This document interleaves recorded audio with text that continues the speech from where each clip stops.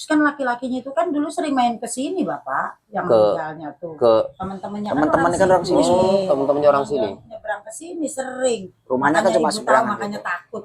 Berbagai macam pemberitaan dan komentar para citizen dan netizen, sepertinya kita semua percaya bahwa kalian semua tidak melakukan pidana. Ya lebih baik saya biarlah di sini gitu lah, daripada saya harus mengajukan gerasi untuk mengakui apa yang tidak saya lakukan. Berharap satu, Komisi 3 DPR RI sesudah mendengar wawancara ini, pakailah logika hukum, pakailah ini, dan juga kepolisian ya, pakai hati.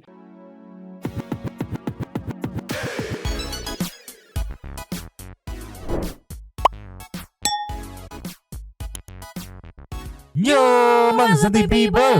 Welcome back again bersama Nyunyu dan Mamang, si Abu yang kabur, si Pakun yang main boneka, dua tepi mangkok, in here always in here. Jangan lupa buat yang belum subrek silakan Cengklung. dicengklung, buat yang belum dapat notifikasi silakan dicengkling. Yo, Yes. masih dalam upaya menjaga viralitas kasus Vina, tetapi permukaan di tengah libur panjang yang cukup bisa mendistract ya. Kita akan usaha semaksimal mungkin. Tapi sebelumnya nih, selamat Hari Natal dulu buat teman-teman Santi People yang merayakan ya. Selamat liburan, selamat Hari Natal pokoknya mah ya. Today ada beberapa sumber yang mungkin masih bisa digunakan ya untuk ngejaga tetap di permukaan ya. Di antaranya kemarin mungkin ketinggalan, sengaja memang gak masukin ya.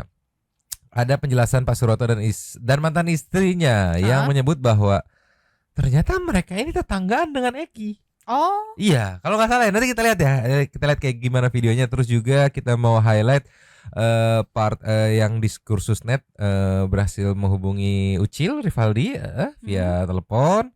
Terus juga ada kisi-kisi langkah apa yang dilakukan oleh tim penasihat hukum kasus Vina setelah liburan nanti, dan juga ada sedikit masukan dari atau pandangan dari Bang Reza Indragiri. Kita meluncur dulu yang pertama meluncur. Nio, ya. Di part menit-menit terakhirnya ini loh ada yang membuatku terbelalak. Ya itulah pokoknya Maya. Yang aku tangkap di situ ya bilang ya almarhum itu rumahnya di depan orang sini juga, satu tongkrongan sini ibaratnya gitu. Atau kayak gimana, takutnya memang salah tangkap. Santi People mohon bantu ditelaah lagi gitu kalau kata Linda Maya. Menit 33:11 dari channel YouTube pengacara Tony yang judulnya Suroto saksi kasus Vina angkat bicara. Saksi baru muncul ungkap fakta. Ceki. Ya, makanya kemarin saya miss call Om itu, WA ke Om itu. Intinya itu minta dibantu Om.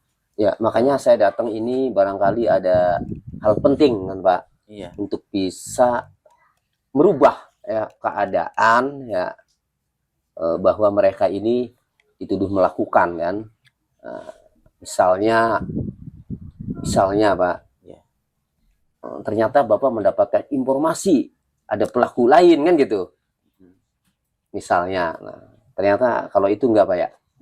Belum sampai saat ini.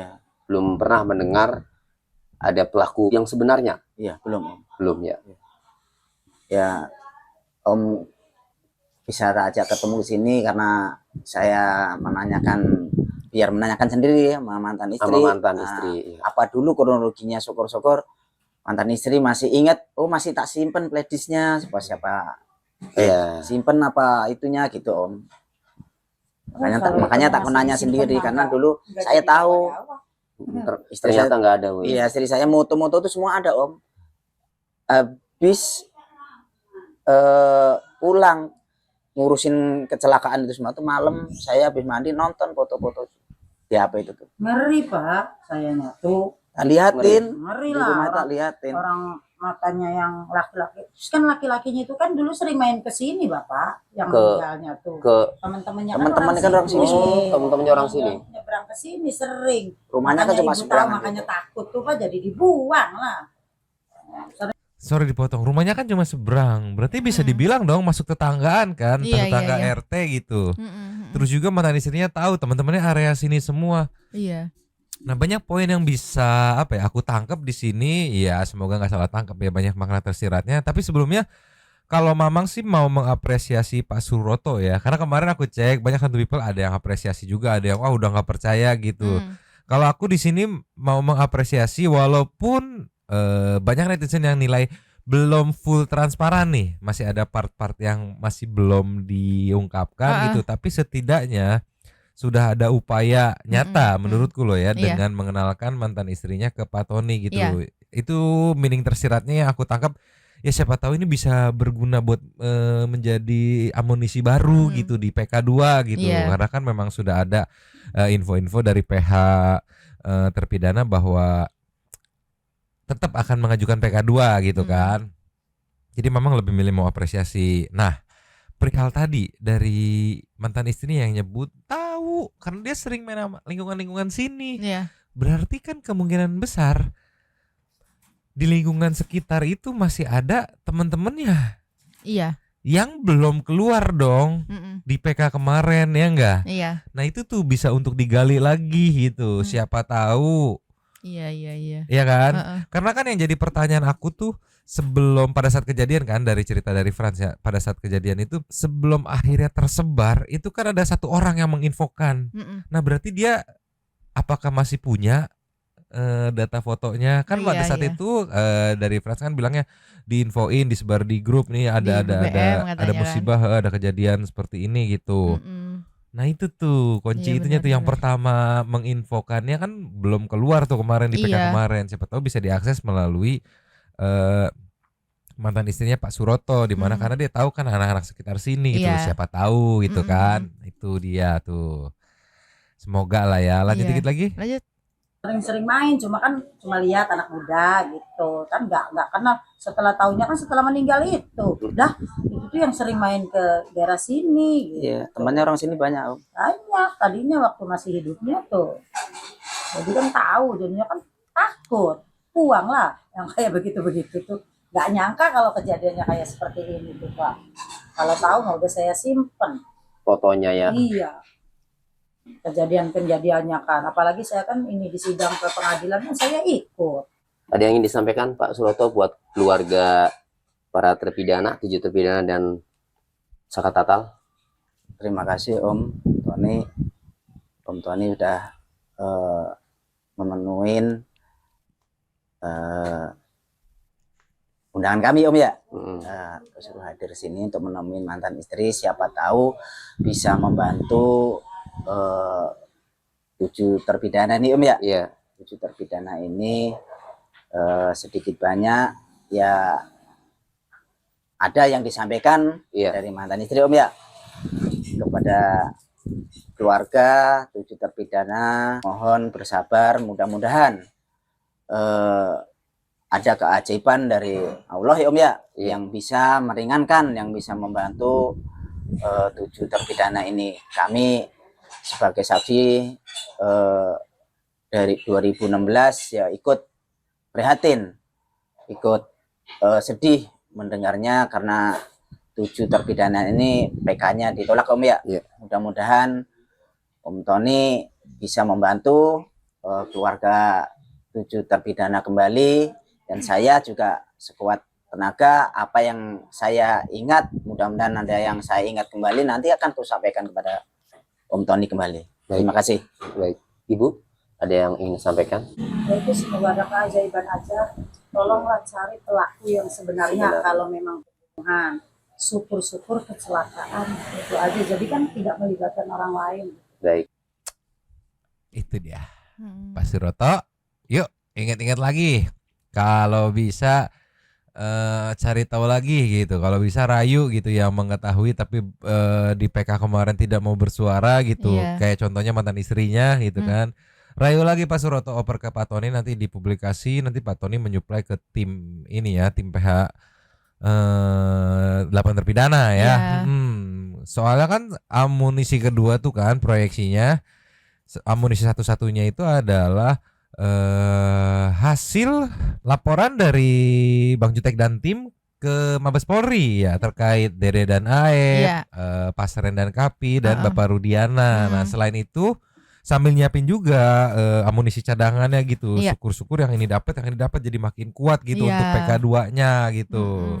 Ayo Pak Suroto buktikan ya. Iya. buktikan sekalian apa namanya ikut membantu gitu ya ngeberesin masalah ini ya, mengingat sama-sama orang kecil. Balik lagi orang kecil nggak ada opsi lain selain kompak gitu. Iya. Kalau udah orang kecil nggak kompak itu ya aduh tolonglah gimana. Mana, Tidak terbentuk powernya nanti. mana tadi juga kan kata mantan istrinya Pak Suroto juga bilang ya syukur-syukur kalau bukan bukan peminihin, kalau kecelakaan ya syukur-syukur jadi nggak ada orang yang terlibat gitu kan katanya. Sebenarnya dari situ meaning tersiratnya yang aku tangkap takutnya ada pegi-pegi lainnya gitu. Iya, Itu iya. kalau menurutku loh ya. Ya mohon maaf kalau salah gitu. Ini dari Pak Suroto yang kemarin ketinggalan update-nya. Ntar feelingku mah dia tahu siapa teman-teman dekatnya yang ngomong dia bilang orang sini Iya gitu pasti sering tahu nongkrong. sih. Cuman belum nunggu momen kali ya. Udah di ujung lidah kayaknya itu ya. Tinggal nunggu momen aja kali ya. Coba kita ke next ya. Mencur. Cus. Nio. Ya. Nextnya aku mau ngambil dari Mbak Fristian Greg Media Official ya channelnya ya. Channelnya Mbak Fristian nih saat momen Bang Reza bermonolog ya. Videonya judulnya Reza Indragiri minta terpidana kasus Vina ajukan gerasi, alasannya tanda tanya. Nah ini poin menarik saat di depannya dijelaskan mengenai sejarah perihal Bung Karno yang pernah mengajukan gerasi katanya demi bisa terbebas dari penjara penjajah pada saat itu kan gitu kan, mengatur strategi yang penting poin pertama keluar dulu, setelah keluar baru berstrategi lagi, kurang lebih kasarnya begitu yang Mama tangkap, mohon maaf kalau salah ya. Nah di sini juga mau coba dipetakan dengan case ini gitu. Mama nggak akan play fullnya karena cuma 8 menit. Kita mau nge-highlight dari menit 536-nya. Santi people yang mau fullnya monggo meluncur ya. Ceki. Play. Tampaknya ini pula pembelajaran yang bisa kita tarik dari Bung Karno. Nah, kepada para terpidana kasus Cirebon, saya sebutkan kembali nama saudara Hadi Saputra, Eka Sandi, Eka Ramadhani, Supriyanto, Jaya, Sudirman, Rivaldi, dan Saka Tatal. Kalau kita simak berbagai macam pemberitaan dan komentar para citizen dan netizen, sepertinya kita semua percaya bahwa kalian semua tidak melakukan pidana. Kalian semua tidak melakukan kejahatan apa-apa. Meninggalnya Eki dan Vina bukanlah akibat perbuatan kalian. Kami percaya bahwa kalian tidak melakukan perbuatan seburuk itu. Itu barangkali yang membuat kalian hingga detik ini bersikukuh tidak akan mengajukan gerasi. Kalian memilih untuk mati di balik jeruji penjara ketimbang mengakui perbuatan yang tidak pernah kalian lakukan. Tapi izinkan, dengan segala ketulusan yang aku punya kepada kalian, pertimbangkan kembali langkah seperti yang diambil oleh Bung Karno. Kebenaran tidak bisa ditawar-tawar. Tapi hasrat untuk hidup bebas membutuhkan siasat, membutuhkan strategi, berarti membutuhkan kelenturan pikiran. Toh di luar sana ada sekian banyak keluarga yang masih menantikan kedatangan kalian. Toh di luar sana ada sekian banyak cita-cita yang akan bisa kalian realisasikan seandainya kalian keluar dari penjara di Cirebon sana. Itu dia. Tapi video ini ada pro dan kontra tentunya. Ada netizen yang setuju karena melihat ini sebagai strategi untuk gimana caranya nih keluar dulu gitu kan. Karena ada keluarga yang terpukul atas hasil PK kemarin. Sekarang aja itu ya selain Pak siapa namanya? Pak Sanos, bapaknya Rivaldi juga ngedrop juga gitu kan.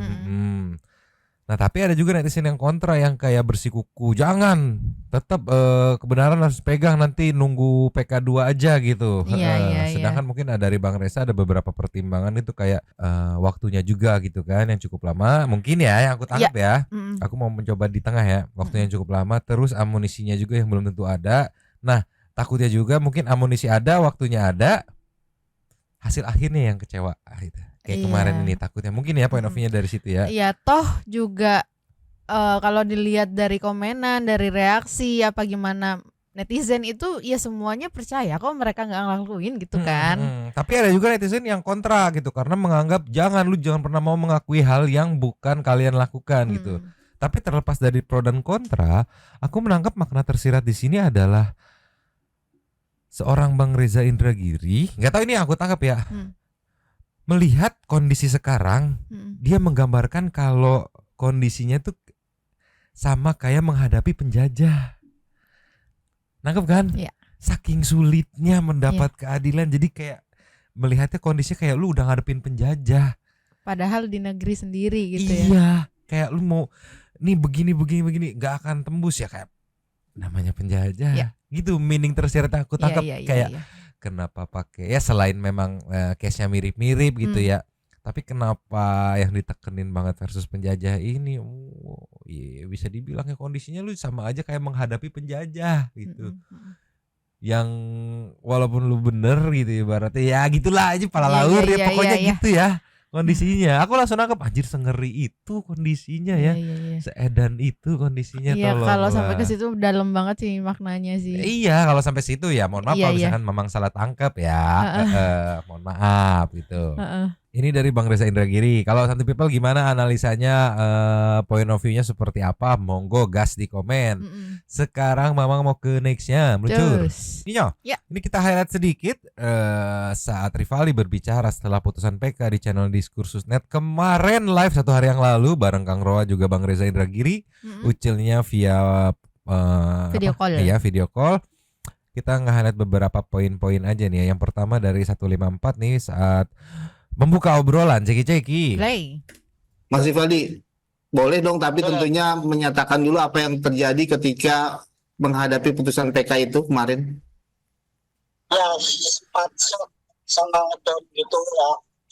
Cuma dengan adanya pasangan, dengan adanya Yuli itu ya yang dia yang selalu support saya, dia yang selalu semangatin saya karena dia pun masih punya keyakinan yang sama kalau saya dan yang lain masih bisa keluar. Sampai sekarang Mbak Yuli masih memberikan motivasi bahwa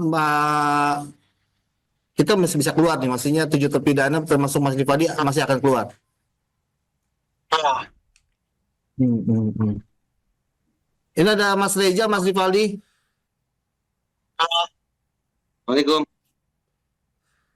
Mas Reza ini masih bingung mau bertanya apa nih mungkin ke Mas Rivaldi. Bertanya begini, kalau Mbak Yuli kan masih menyemangati Mas Rivaldi bahwa mudah-mudahan kesempatan untuk bebas itu ada. Tapi pertanyaan saya, dengan situasi seperti ini, apa yang Mas Rivaldi katakan ke Mbak Yuli? Ya, saya hanya bisa, ya kita saling menguatkan aja gitu loh, saling menguatkan, saling meyakinkan gitu loh. Ya kita ngikutin alurnya aja lah. Ya semua Tuhan yang jawab. Kapan waktunya kita harus bahagia. Mas Rivaldi umur berapa sih sekarang, Mas? Sekarang 29. Mbak Yuli berapa umurnya? 31, 32 lah. Mas Rivaldi bagaimana kemudian kedepannya merancang kehidupan atau kebersamaan dengan Mbak Yuli? Sampai kapan nih? Ya sampai seumur hidup kalau keinginan mah. Sampai seumur hidup Mas Reza. Ya kesetiaan, keinginan untuk berpegang pada komitmennya saya hargai lah. Mas Rivaldi sebetulnya yang mengajak tunangan itu siapa nih Mas Rivaldi? Ini simpang siur nih, sobat DM di netizen di mana-mana nih malah mencekal istilahnya atau miring tanggapannya terhadap Yuli. Sebenarnya itu saya sendiri yang meminta beliau datang, meminta dia datang, dan saya juga yang meminta agar cepat memperlangsungkan pertunangan itu. Karena saya sudah melihat perjuangannya, saya sudah melihat kesabarannya gitu loh, menunggu saya di sini gitu loh. Dan dia selalu support, selalu dukung apa yang saya lakukan gitu loh. Makanya saya sendiri pun saya sudah yakin sama dia. Jadi ya saya meminta dia datang ke sini dan melangsungkan pertunangan itu. Oh jadi Mas Rivaldi yang meminta sebetulnya dia datang ke Cirebon? Benar. Mas Rivaldi bisa jelaskan kembali nggak? Ini sekali lagi Sobat Den juga banyak yang mempertanyakan. Mas Rivaldi bagaimana caranya bisa berkomunikasi dengan Mbak Yuli? Ya awalnya itu dari keluarga. Mbak Yuli itu dekat sama keluarga, terutama dari adik aku, terus dari adik ke orang tua, setelah dari orang tua, barulah dikasih nomor aku. Nah saya bisa menghubungi dia, tapi dia tidak bisa hubungi saya melewati wartel khusus ini yang disediakan oleh Lapas. Ya seperti yang sedang saya lakukan saat ini ya, Mas Rivaldi ya, Mas Rivaldi yang bisa mengontak saya dari sana ya. Gitu. Ya walaupun pas awal berita pertunangannya naik gitu kan, sempat netizen ada yang pro kontra sempat gitu ya. Tapi sekarang aku lihat semuanya udah pro semua gitu. Tapi kalau aku pribadi, karena kemarin waktu mampir ke sana sempat ngobrol-ngobrol terus ngelihat yang mana sih orangnya, terus disain sedikit banyak soal background dan segala macamnya. Kalau aku sih tidak bisa aku ceritain juga di sini, tapi yang jelas aku respect sama Yuli. Aku respect sama Yuli, nanti off air aja ya gitu bro. Aku respect sama Yuli gitu ya. Iya karena ya maksudnya nyonyo aja yang dari nggak tahu ceritanya gitu, cuman sekilas aja gitu, ya respect juga gitu Mang. Maksudnya kan dia maksudnya sabar gitu loh nungguin, ini nggak tahu loh sampai kapan dia di dalam Rivaldinya gitu, tapi dia tetap mau gitu kan. Nanti dah itu aku nggak enak tuh, soal itu obrolan untuk off air itu mah ya. Nah dari tadi yang dijelaskan kita lengkap ke poin berikutnya ya. Meluncur dulu. Just. Iya. Ya. Di menit 748 ditanya soal gerasi kalau nggak salah nih, ceki-ceki. Play. Terkait dengan kemarin katanya 7 terpidana bahkan Sakatatal juga menolak gerasi. Nah kalau Rivaldi sendiri gimana? Rivaldi masih mau bertahan bahwa tidak ingin mengakui? Makanya itu saya mengeluarkan kata-kata itu ke pengacara. Kata-kata apa Mas? Ya lebih baik saya biarlah di sini gitu loh, daripada saya harus mengajukan gerasi untuk mengakui apa yang tidak saya lakukan. Walaupun itu berkonsekuensi pada tertundanya rencana pernikahan Mas Rivaldi dengan Mbak Yuli.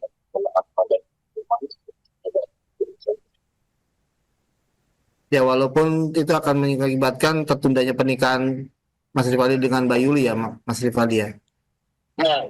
Benar. Apa kata Mbak Yuli nih? Masih tetap akan bertahan menunggu atau gimana Mas? Insya Allah masih akan tetap bertahan. Apa kata-katanya ketika PK itu ditolak ke Mas Rivaldi dari Mbak Yuli? Ya dia sendiri itu nangis, dia pun sendiri nangis, tidak kuat. Tapi dia masih mampu untuk support saya, untuk menguatkan saya di sini gitu. Itu yang sangat saya hargai gitu loh. Saya pertimbangkan, makanya ya saya insya Allah kali ini saya tidak salah memilih gitu. Insya Allah kali ini tidak salah memilih. Sebelumnya emang sudah ada yang lain. Ya ada aja tadinya mah. Gitu. Mas Rivaldi ada lagi nggak yang mau disampaikan mungkin untuk Sobat DN? Terakhir deh dari saya pertanyaan. Mas Rivaldi tidak ada rencana dengan Mbak Yuli bahwa tetap melangsungkan pernikahan. Walaupun kemudian ya Mas Rivaldi di dalam sementara Mbak Yuli di luar. Tidak ada rencana pernikahan atau membangun keluarga semacam itu, tidak ada. Ada rencana. Ya kalau sepenjung juga ada titik terang dari permasalahan ini, ya saya mau nggak mau ya harus melangsungkan pernikahan di sini gitu. Itu pun harus ya antara keluarga lah ngobrolnya gitu loh, keluarga dia dan keluargaku gitu. Jadi walaupun di dalam Mas Rivaldi tetap akan melangsungkan pernikahan dengan Mbak Yuli di luar ya? Iya. Kalau ada titik terang nih aku tangkap ya, kalau ada titik terang mengenai PK2 berarti yang dimaksud ini kan. Mungkin mereka bisa melangsungkan pernikahan walaupun Rivaldi atau Ucil ini masih di dalam gitu. Sebegitu niatnya mereka untuk membangun bahtera rumah tangga gitu kan. Pasti penasaran kan mau ceritain off air seperti apa. Pokoknya aku mah jempol respect buat Yuli, tapi nggak bisa menginfoin di sini. Yang apa namanya pada saat mampir ke diskursus banyak cerita-cerita off air gitulah ya. Buat Ucil dan juga teman-teman terpidana lainnya semangat terus nih ya. Semoga Pak Suroto bisa membawa amunisi-amunisi gitu ya, Iya. sesuai dengan yang dia sampaikan gitu. Ingin sekarang point of view-nya ingin membantu mencari amunisi-amunisi untuk PK2 8 terpidana kasus Iya. Vina berarti ya. Mm-mm. Oke, sekarang kita ke Lasem Meluncur. Cus. Ninyo, Ya. Lasem masih dari Kompas. Jutek Boso hingga Titin Prianti ungkap PK terpidana kasus Vina ditolak bukan kiamat yang kemarin, tapi ini part kisi-kisinya. Kisi-kisi yang akan atau rencana yang akan dilakukan setelah libur panjang ini, which is itu dimulai dari Januari ini ya, sekitar beberapa hari lagi. Siapkan stamina teman-teman Santi People, teman-teman netizen ya. Recharge stamina dulu, sepertinya Januari akan mulai war lagi sepertinya ya. 30.01 Jeki. Play. Terus sebagai penutup nih Bang, apa yang ingin Bang Jutek sampaikan kepada para penegak keadilan terkait kasus Vina ini? Ya, kami berharap satu, Komisi 3 DPR RI sesudah mendengar wawancara ini, pakailah logika hukum, pakailah ini, dan juga kepolisian ya, pakai hati untuk segera mempercepat proses terutama LPDD dan AIP ya, karena kami melaporkan AIP dan DD memberikan keterangan palsu, keterangan tidak benar ya. DD-nya sudah mengaku ya bahwa ini adalah kejahatan yang sempurna, pidana murni. Nggak ada alasan buat mereka untuk tidak memproses ini. Karena keterangan mereka ini membuat 7 terpidana ini mendapatkan hukuman seumur hidup. Satu. Yang kedua adalah Komisi 3, tolong, ayo awasi. Bertanyalah ke Mahkamah Agung. Kami kemarin banyak bertanya kan, kenapa dilimpahkan ke Kamar Pidana Militer. Memang tidak ada larangan, tapi kan membuat kami juga bertanya-tanya kenapa. Apalagi Ketua Kamar Pidana Militernya 1 Januari sudah genap berusia 70 tahun, artinya pensiun dari Hakim Agung. Ya, karena beliau ini kelahiran 1 Januari 1955. Ya, artinya persis 70 tahun nanti. Ya, kami tidak menaruh curiga, tapi kami hanya bertanya, ada apa? Gitu kan, Mahkamah Agungnya harus bisa menjawab. Memang hak Mahkamah Agung, tidak ada hak kami untuk juga Mahkamah Agung harus menjawab, tetapi ya silakan, bahwa ini ada keresahan dari kami lah. Kamar-kamar pidana atau kamar-kamar dibuat di Mahkamah Agung itu untuk apa?